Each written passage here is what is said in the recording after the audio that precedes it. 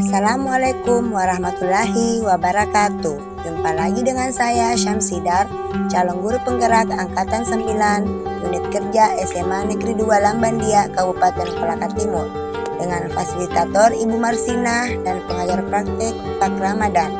Kali ini saya ingin memaparkan tentang rancangan tindakan perubahan berdasarkan tahapan bagja, tugas, demonstrasi kontekstual modul 1.3 tentang visi guru penggerak.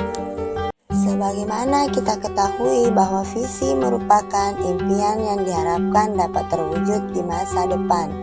Visi tentang pertumbuhan murid menjadi hal yang sangat penting bagi seorang guru. Visi menjadi bintang penunjuk arah bagi guru dalam menentukan program maupun strategi pembelajaran. Visi guru penggerak yang saya cantumkan di sini adalah mewujudkan potensi dan karakter murid yang memiliki profil pelajar Pancasila, aktif kreatif, inovatif, kolaboratif, beriman dan bertakwa, serta berakhlak mulia. Saat ini memasuki abad 21 yang merupakan era digital. Zaman telah berubah, cara mendidik juga harus berubah. Guru harus membimbing murid siap hadapi tantangan abad 21. Oleh karena itu, untuk mewujudkan visi tersebut, digunakanlah paradigma inquiry apresiatif.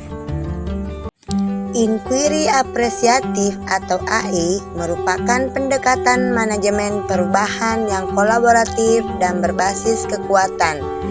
IA menggunakan prinsip-prinsip utama psikologi positif di sekolah.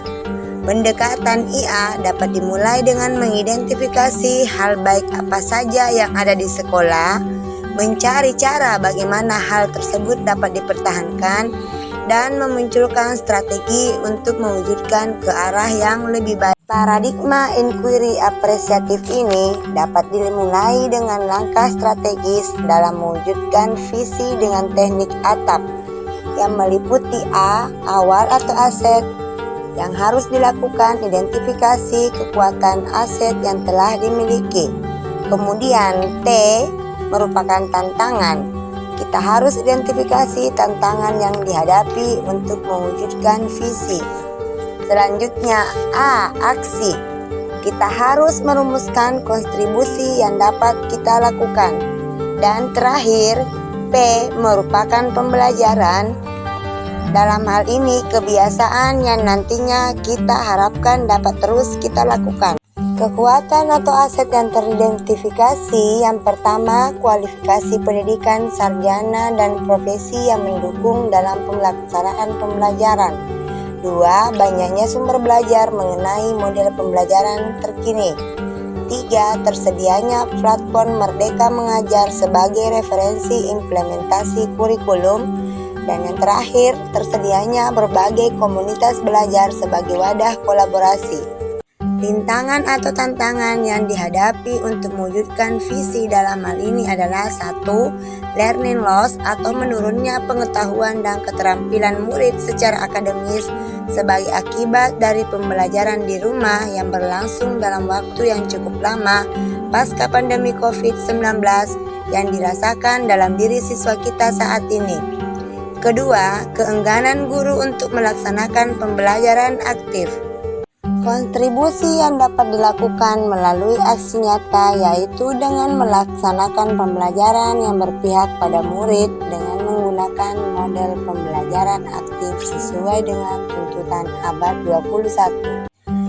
Pembelajaran atau kebiasaan yang diharapkan adalah terlaksananya pembelajaran yang berpihak pada murid dengan menggunakan model pembelajaran aktif sesuai dengan tuntutan abad 20. Dari teknik ATAP ini, maka kemudian prakasa perubahan yang saya inginkan adalah mewujudkan murid yang mandiri dan kreatif melalui penerapan model pembelajaran aktif sesuai tuntutan abad 21. Untuk mewujudkan prakarsa perubahan ini perlu dilakukan langkah demi langkah nyata yang secara urut dan sistematis yang dituliskan dalam kanvas bagja, yaitu B. Buat pertanyaan utama, A. Ambil pelajaran, G. Gali mimpi, C. Jabarkan rencana. Dan terakhir A. Atur eksekusi.